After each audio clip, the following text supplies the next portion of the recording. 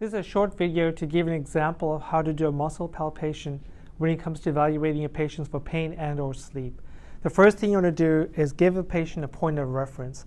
So picking a non-tendon area, just go ahead and palpate with roughly 2 pounds of pressure and let the patient know that this is going to feel like pressure, which if it feels like this when I examine you, it's a 0. 3 will be the worst pain ever, 1 would be slight, 2 would be in the middle. Okay? We're going to start with the anterior temporalis. What you want to do is support the head when you palpate. So with about 2 pounds of pressure, have the patient score that discomfort. Is that pain or pressure? Pressure. Pressure. How about on the right hand side? Pressure. So that'll be a 0.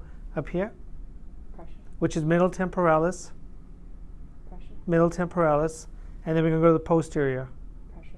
and then here. Pressure. All right. So just to give you a quick landmark, you've got anterior, posterior temporalis.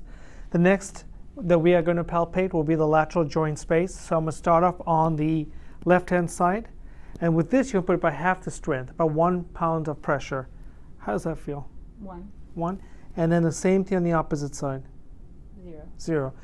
Posterior joint space, I want you to open wide. Back here. 1. Open there all the way. Now with the posterior joint space, when the patient opens, you'll feel a little indentation or depression that will actually form.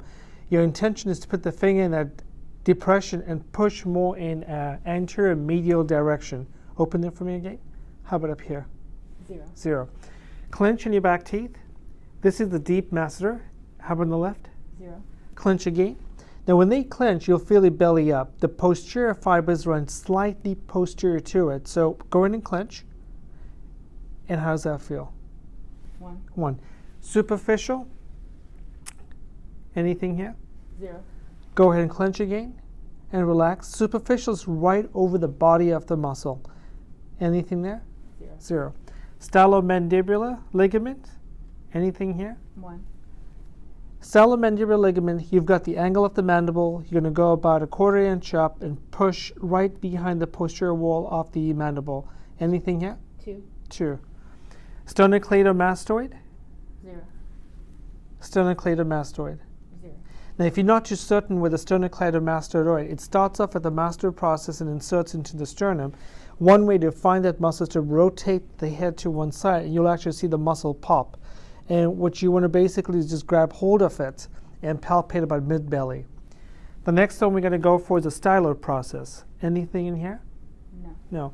Once again, Styloid process will be behind the mastoid and the angle of the mandible. Right behind the earlobe, you're going to put pressure going directly into the median of the patient. Anything here? 1. 1. Then we're going to go towards the back. Now with the muscles at the back, it's going to get a little tricky. What we're looking for is a greater and lesser occipital nerve. To start with, the lesser occipital nerve. You've got the mastoid process and you have the occipital protuberance, which is about midway. From that distance, about 1/3 in, is the lesser occipital. So if you just palpate on the lesser occipital right along the nuchal line, you'll be in the right vicinity. Any discomfort there? 0. 0. And the greater occipital will be roughly 2/3 from the mastoid process. Anything up here? 0. 0. Here, 0. and then here. 0. Now, splenius capitis, traps, suboccipital muscles, there's an array of muscles underneath the occipital protuberance. It's very difficult to isolate any one specific muscle. So as a gross examination, by palpating mid-belly superiorly underneath the occipital protuberance would be just one way to kind of get a sense if there's any tenderness in the suboccipital muscles. 0. And up in here. 0. The trapezius is very straightforward, mid-belly, 0. and then on this side right here. 0. Okay, back to the center. The lateral pterygoid. To do the lateral pterygoid, you're going to have the patient push against resistance. So one of two scenarios. They can protrude against resistance. Slide your lower jaw forward. As they push forward, you want to push against it. Any pain on the right side or the left side of your jaw? No. And another way to check for the lateral pterygoid is to have them open against resistance. Any pain on the right or the left? No. No. That leaves us with the temporal tendon, medial pterygoid, the buccinated origin, and insertion. For us to go into the mouth, please do glove up. And the first one we're going to check is the temporal tendon. The best way to get to the temporal tendon is to take your finger and run it across the occlusal plane on the lower teeth.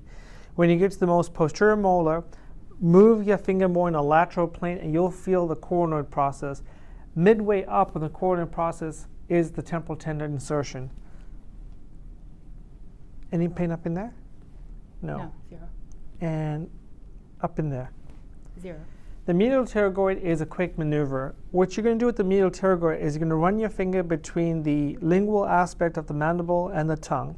You're going to walk your way back towards a palatal tonsillar area and you're going to feel a little depression. When you hit that depression, you're going to quickly palpate laterally and withdraw the finger. If you linger too long in that proximal area, you may induce a significant gag reflex. Open wide for me. Anything there? No. No. How about there? No. 0. Buccinator origin, we are just going to have them open slightly, pull the cheek out, go up to the zygomatic arch, and palpate where the origination of the buccinator is. Anything there? No. 0.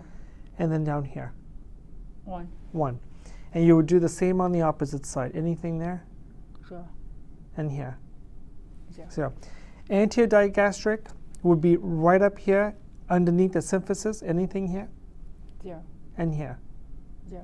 And the posterior will be, if you have your hyoid bone as a point of reference and the master process, you're going in this general direction to get to the posterior digastric. Anything here? 0. And anything here? 1. 1.